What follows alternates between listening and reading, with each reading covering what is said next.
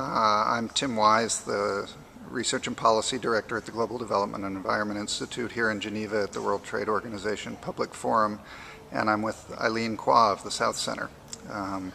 Aileen, you've been doing some research at the South Center on the growing number of economic partnership agreements that the EU is negotiating with African countries, and I wondered if you could say something about that. In particular, I know you all have documented some interesting and encouraging growth in trade within Africa. Mm-hmm. Yes. Well, the EPAs, the Economic Partnership Agreements between Europe and Africa, Pacific, and the Caribbean countries have been taking place for several years now, and right now intensely with African countries. Now, in those agreements, Europe is asking African countries to basically eliminate 80% of their tariffs on their trade, on the EU-African trade. Yes, and indeed, as you pointed out, African internal trade is growing very, very quickly today.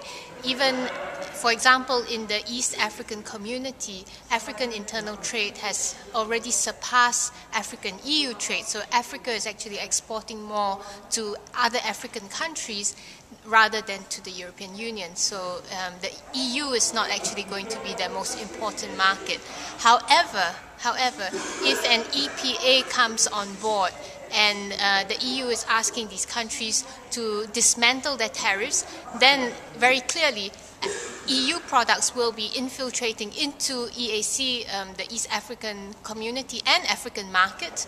And what we are going to see is that we will have a displacement of regional production and regional producers and regional farmers, and this will obviously lead to unemployment, displacement, food insecurity, deindustrialization in particular.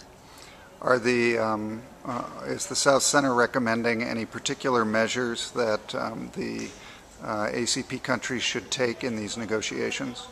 Well, we are saying that basically these EPAs are going to be a developmental destruction for Africa, and it will be impossible for Africa to industrialize and to also put in more efforts into agriculture and growing the agricultural sector in African countries with these EPAs. And therefore, we are recommending that we find other solutions apart from the EPAs. For instance, Europe has given free trade access to Moldova, to the Western Balkan countries.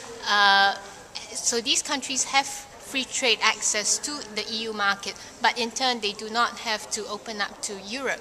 And we are recommending that something like that can also be devised for Africa. This has already been done by the United States for the African region. There is something called AGOA, the African Trade Opportunity Act. It is extremely imperfect, but there are some tariff lines whereby African products can be exported to the US, and we recommend that something similar is adopted between EU and Africa.